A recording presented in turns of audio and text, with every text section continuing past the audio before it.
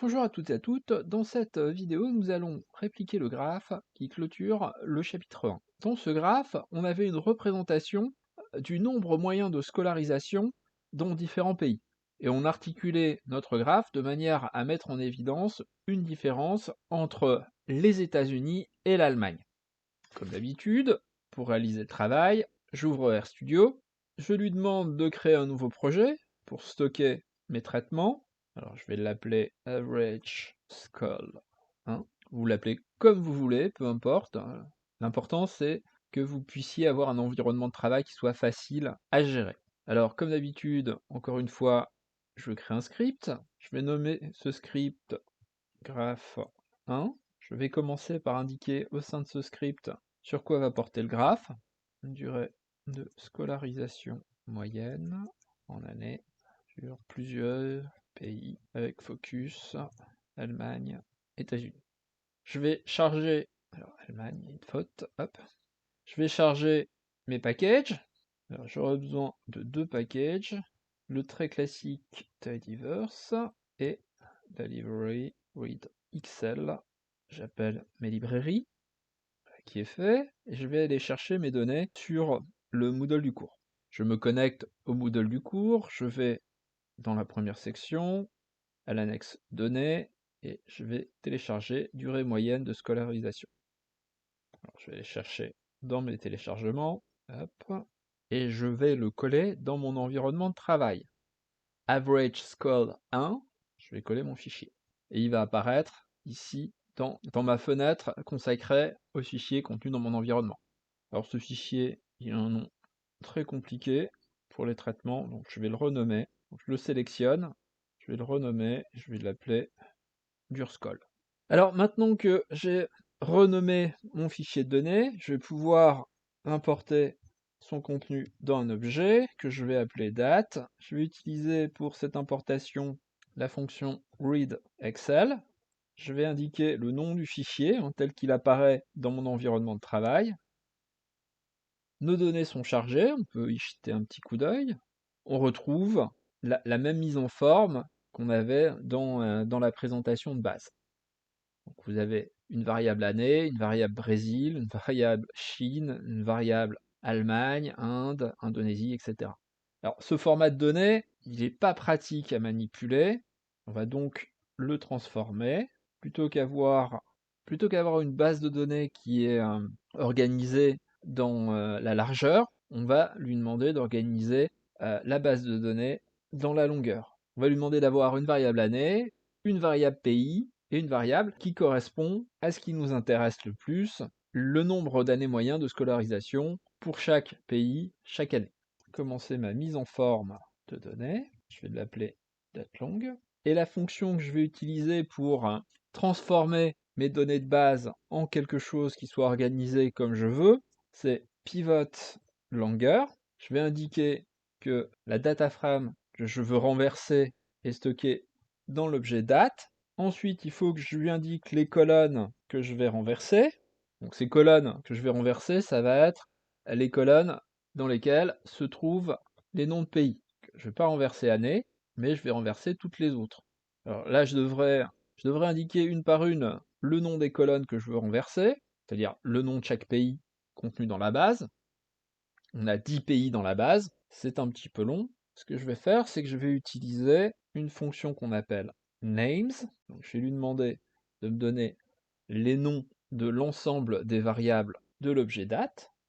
Donc il va me sortir un vecteur avec l'ensemble de ces noms, un par un, et je vais lui demander de ne pas prendre la première observation. Donc je vais indiquer dans mon adressage de vecteur -1.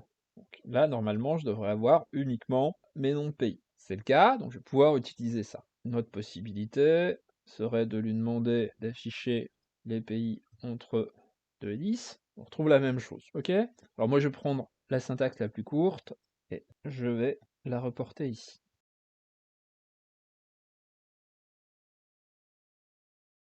Alors une fois que je lui ai donné le nom des colonnes à renverser, j'ai un autre argument important à indiquer, c'est le nom de la nouvelle colonne dans lequel toutes ces informations vont être empilées. Donc je vais utiliser l'option ici names to. Et moi, j'aimerais bien que cette colonne s'appelle tout simplement pays. Ensuite, je dois lui indiquer le nom de la colonne qui sera créée pour stocker notre variable d'intérêt, les années de scolarité, les éléments que l'on a ici. Donc on a une première colonne qui va être créée avec les noms des pays, et une deuxième avec le nombre d'années de scolarité, avec une correspondance entre l'année, le nom du pays, pour afficher la bonne valeur d'année de scolarité. Donc là, l'option c'est values to, et je vais lui donner le nom que je vais utiliser. Alors ce nom, ce sera Anne Scholl. Allons-y. La transformation a été faite. Maintenant, j'ai 210 observations sur 3 variables. Ouvrons-le pour regarder. On a bien une colonne année et une colonne pays, suivie d'une colonne année de scolarité. Donc notre base de données, maintenant, elle est exploitable pour réaliser notre graphe. Alors vous allez me dire, comment je fais pour me repérer, pour me souvenir de toutes ces manipulations pour utiliser la fonction pivot longueur, qui est une fonction assez utile, donc vous serez sûrement amené à la réutiliser dans le cadre de vos travaux. Bah, c'est pas très compliqué, hein. J'interroge l'aide, je mets point d'interrogation, pivot, longueur, trait, et il m'affiche l'aide de la fonction avec ses différentes options. Notre but, ce n'est pas de vous entraîner ici à la manipulation de données, mais plus de vous amener à reproduire le graphe, les graphes qu'on a utilisés dans le cours. J'ouvre une nouvelle section, construction des graphes. Alors quand je construis un graphe, j'utilise généralement ggplot. Je lui indique les données que je vais utiliser, donc ça va être ici les données de datelang. Je lui indique les éléments que je vais représenter. Je veux en abscisse, sur l'axe dx, la variable année, et en ordonnée, y, les années de scolarisation, donc ma variable anscol. Alors si je m'arrête là, en fait, R ne va pas savoir ce que vous voulez faire comme titre de graphe, donc il va vous faire quelque chose où il n'y a rien dedans. Pour qu'il fasse quelque chose d'intéressant, il faut lui indiquer un geom, et ici le geom qu'on va utiliser, c'est tout simplement le geomLine, qui permet de construire des courbes. Alors la première option du geomLine, c'est mapping. Le mapping, c'est par défaut celui qui a été indiqué comme chose à représenter. Si je fais ça, bah, je vais avoir quelque chose de très moche. Pourquoi? Parce que je n'ai pas séparé par pays. Alors, je vais attribuer une couleur par pays, donc color, pays, et j'obtiens mon graphe de base. Alors, on va le mettre un petit peu en forme. Je vais commencer par lui mettre un titre, des étiquettes, pour les axes, etc. Donc, j'utilise la commande labs. Je vais commencer par le titre. Alors, le titre qu'on a retenu, si j'ai bonne mémoire, c'est average years of schooling has increased around the world. Alors qu'est-ce qu'on a comme autre élément? On avait retenu le sous-titre, number of years. On avait aussi un caption qui indique la source des données que j'ai utilisée pour réaliser le graphe. Le site How World in Data. Je vais tout de suite changer le thème pour quelque chose de plus discret. C'est une série, le thème c'est une série de préconfiguration.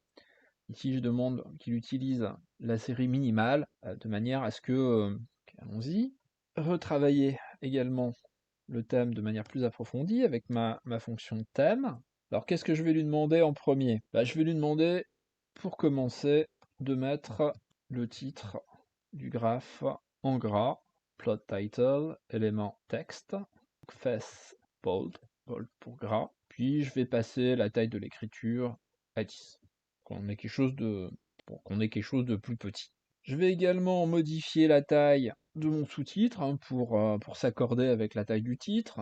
Mon sous-titre, je vais le mettre avec une taille 2 points en dessous de mon titre, donc size égale 8. Je vais supprimer les étiquettes des axes, puisqu'ils n'apportent aucune information. Vous doutez assez facilement quand vous voyez une série où c'est indiqué 2000, 2005, 2010, 2015 que l'on est face à des années. Utilisez Axis Title.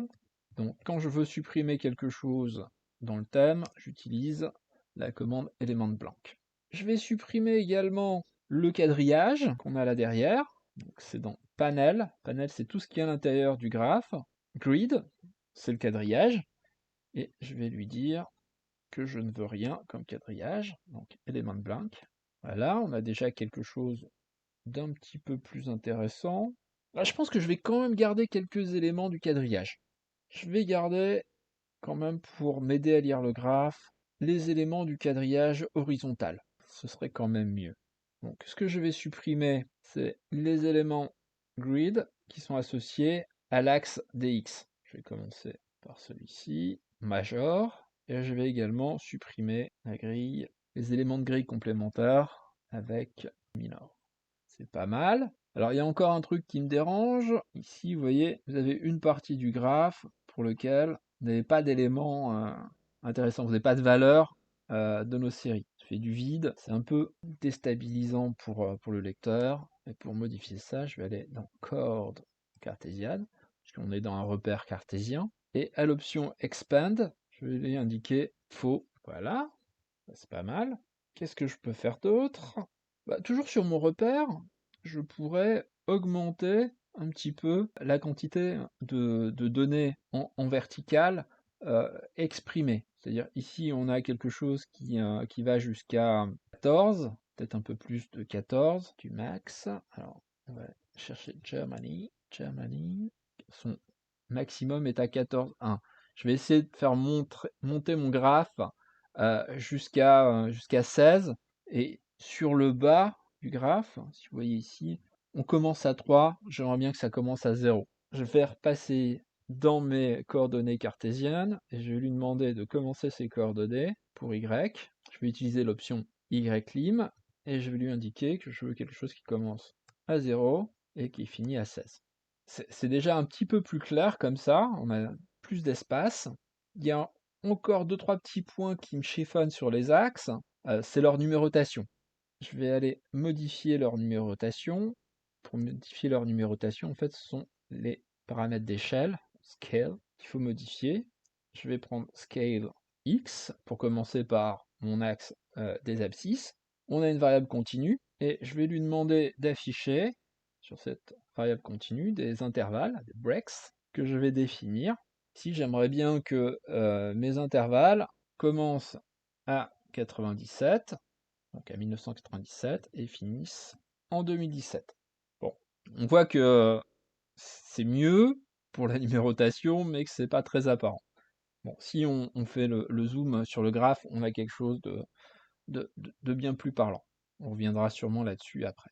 On va faire la même chose pour notre axe des ordonnées, donc toujours en définissant les bouts de numérotation. Et là, je ne vais pas lui demander de m'afficher tous les nombres entre 0 et 16, mais plutôt m'afficher en fait une valeur sur 2. Donc, je vais lui demander d'utiliser une séquence qui va commencer à 0, qui va finir à 16, et qui va croître de 2 à chaque fois. Voilà, c'est déjà un peu plus clair. Alors, il y a des choses qui me posent encore un petit peu problème. Déjà, je trouve que par rapport au titre et au sous-titre, le caption est un peu gros. Donc, je vais modifier mon caption. Donc, élément de texte. Je vais modifier sa taille. Je vais mettre la même taille que mon sous-titre. Alors, j'aime bien aussi pour les captions qui soient en italique. Face, italique. Alors dans le graphe d'origine, hein, j'avais pas mis face italique, mais pourquoi pas. Alors je voudrais aussi qu'il soit du côté gauche du graphe. Donc je vais travailler sur le paramètre H pour horizontal, juste pour justification. Et je vais lui demander de situer à 0, donc 0% de la longueur. Qu'est-ce qu'on peut encore modifier? Oui, la taille des caractères pour les étiquettes des axes, c'est quand même pas terrible. Donc je vais aller sur Axis texte, et je vais lui demander de mettre ce texte, je dis comme ça, donc élément de texte, size, et puis, comme taille, le sous-titre et les captions sont en taille 8, je vais lui demander de mettre ça en taille 6. On a, à peu de choses près, reproduit notre premier graphe de la série. On pourrait éventuellement s'arrêter là, mais le but du jeu, c'était de reproduire le graphe final de la session 1. Alors, ce qu'on va faire maintenant, c'est passer l'ensemble en gris, remettre les étiquettes des axes dans l'ordre qui correspond à celui qu'on avait retenu dans le graphe, puis passer l'Allemagne en noir et les États-Unis en bleu, le reste restant en gris. Alors, par quoi commencer? Je vais commencer par jouer sur l'ordre des pays. Alors pour ça, je vais venir modifier mon esthétique couleur. Je vais essayer d'imprimer dans cette esthétique couleur un ordre spécifique en utilisant une fonction du package forecast, la fonction fct reorder.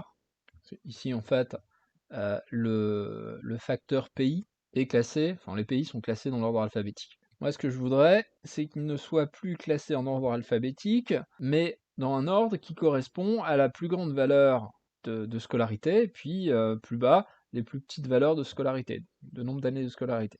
Donc je vais faire facteur fct reorder, je vais réordonner la variable pays en fonction de ma variable ANSCOL. Alors si je fais ça, j'ai mes pays qui sont réorganisés en fonction de la variable année de scolarité, mais vous noterez que le premier pays qui apparaît ici, c'est le Pakistan, et que le Pakistan est celui pour lequel le nombre d'années de scolarité moyen est le plus petit. Donc mon facteur, schématiquement, il a été construit à l'envers. Alors pour y remédier, une possibilité tout simplement d'indiquer qu'on va prendre ANSCOL à l'envers en mettant un petit moins sur le devant. Une autre possibilité, revenons à la situation initiale, c'est d'utiliser la fonction fct reverse qui va renverser l'ordre du facteur. C'est le même, on obtient le même résultat. Alors moi j'ai une petite préférence quand même pour la première que je vous ai montrée, puisque ça fait un code où il y a moins de choses. Alors maintenant, je vais essayer de passer tout ça en gris. Alors ça va pas être très compliqué en fait. Mes couleurs sont définies selon une échelle. Cette échelle est définie en fonction du pays. Je vais faire appel à une fonction d'échelle, et cette fonction d'échelle, ça va être une fonction d'échelle de couleur, puisque c'est la partie que l'on veut modifier, et je vais lui demander une échelle de couleur qui est basée sur les gris. Je vais fixer une valeur de départ, 0,5 pour valeur de départ, et pour la valeur d'arrivée, je vais mettre la même chose. Ça, j'ai pas du tout de nuance qui apparaît dans mes gris.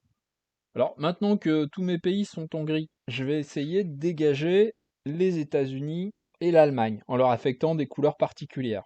Alors les États-Unis et l'Allemagne, en fait, ce sont ces deux courbes-là. Donc je vais revenir sur mon scale color, et cette fois-ci, je vais demander non pas des échelles de gris, qui dépendent des valeurs, mais je vais demander finalement à donner mes valeurs, une par une, pour mes 10 pays différents. Alors pour ça, dans scale color, je vais utiliser ma fonction values, et je vais lui rentrer un vecteur, où j'aurai 10 éléments, qui vont affecter chacun une couleur à un pays. Moi, ce que je veux, c'est que l'Allemagne apparaisse en noir, donc je vais commencer par black. Notre deuxième élément apparaisse en bleu, donc là je vais mettre blue.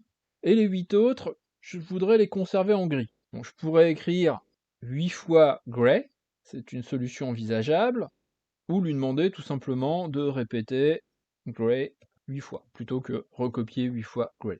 Voilà, pour les couleurs, on est bon.